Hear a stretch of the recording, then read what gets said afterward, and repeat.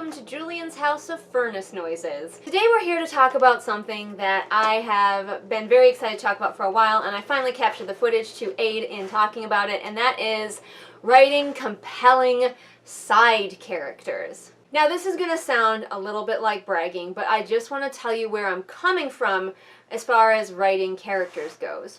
Right now I have 2 books that are querying with agents, and I'm also working on another book that I'm going to be self-publishing. So, got a lot of irons in the fire. And I may not be an expert on everything in writing, but one thing that I do super well is characters. Not only my main characters, but my side characters as well. In my fantasy story Boots, I have a character who only appears once, and beta readers were asking if he could have his own book. I know that sounds like a brag, but I'm just letting you know I'm good at it. I have one talent. One.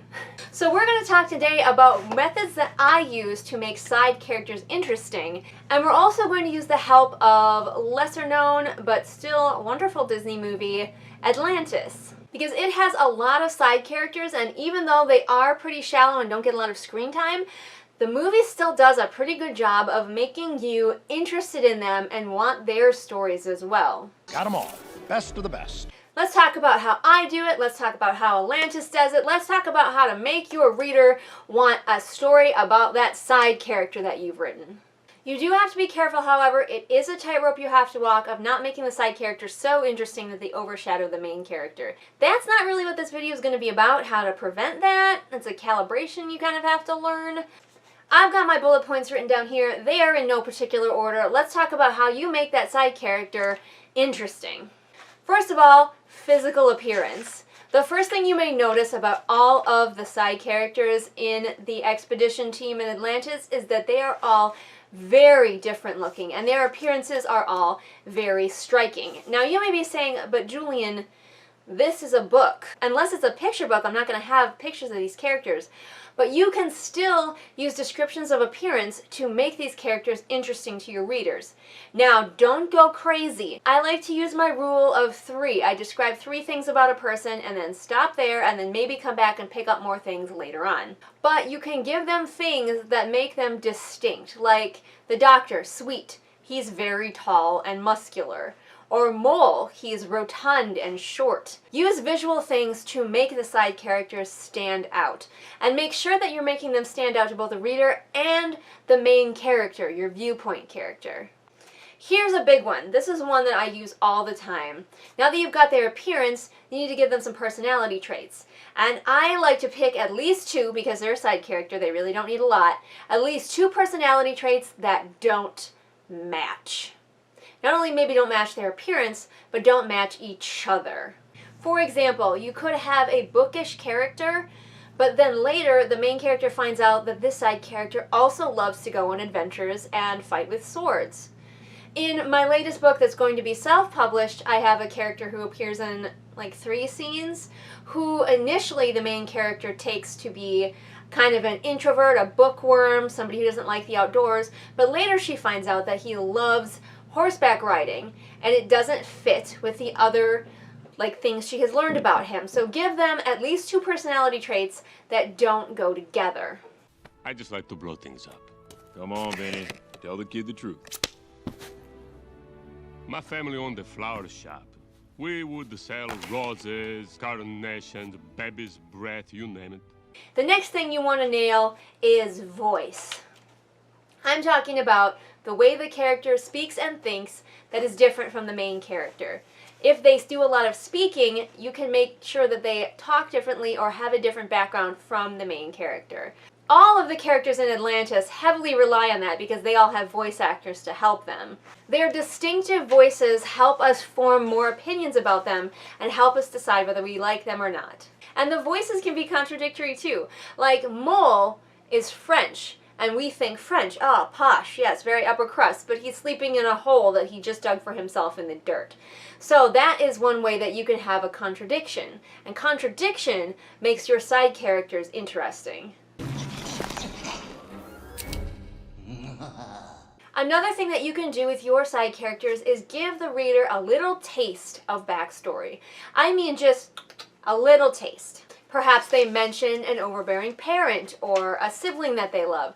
Something that they are not currently experiencing to give the reader proof that this character has a life. Well, I took this job when my dad retired. But the funny thing was, he always wanted sons, right? One to run his machine shop, and the other to be middleweight boxing champion. But he got my sister and me instead. So, what happened to your sister? She's 24 and know, with a shot at the title next month. Anyway, I'm saving up so my papi and I can open another shop. Giving a little taste of backstory can be another way that we can get these, as I said, fun contradictions that make the reader engaged. Remember not to go overboard with this. We do not need a lengthy backstory of the side character because that is going to be making them not a side character. Just give us a little bit.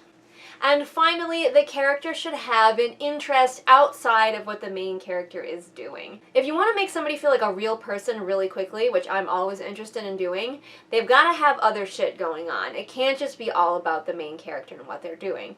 And that comes back to giving them those contradictions. Give them something that they like to do, an activity that the main character could perhaps find them working on. Something they disagree with the main character about when it comes to something that the main character loves to do. Like, say you've got generic soldier number 5, but your main character happens upon him, and he is knitting.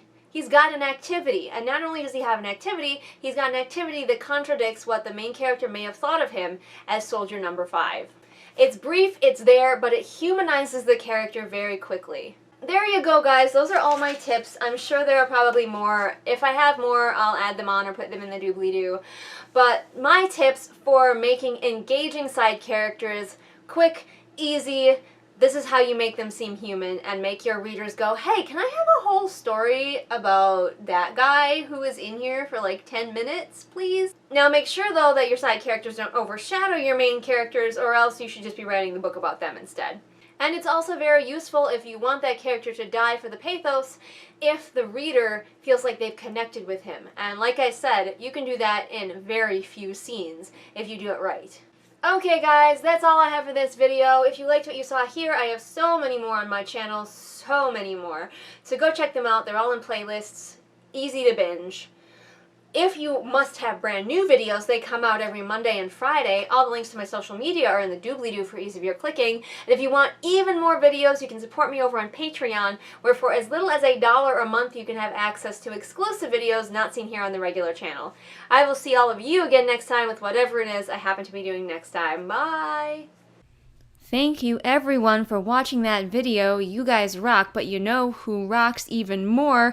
That's right. My patrons being Callison, Lennox, Ray, Artemis, Shelby, Zaire, Adrienne, Jesper, Ryakio, Irene, Sabby Panda, Scribbling Cat, Savvy, Jenny, Amanda, and Lisa. Have you ever heard of a better batch of patrons in your entire life? I bet you haven't. My patrons are the best, and you can fight me.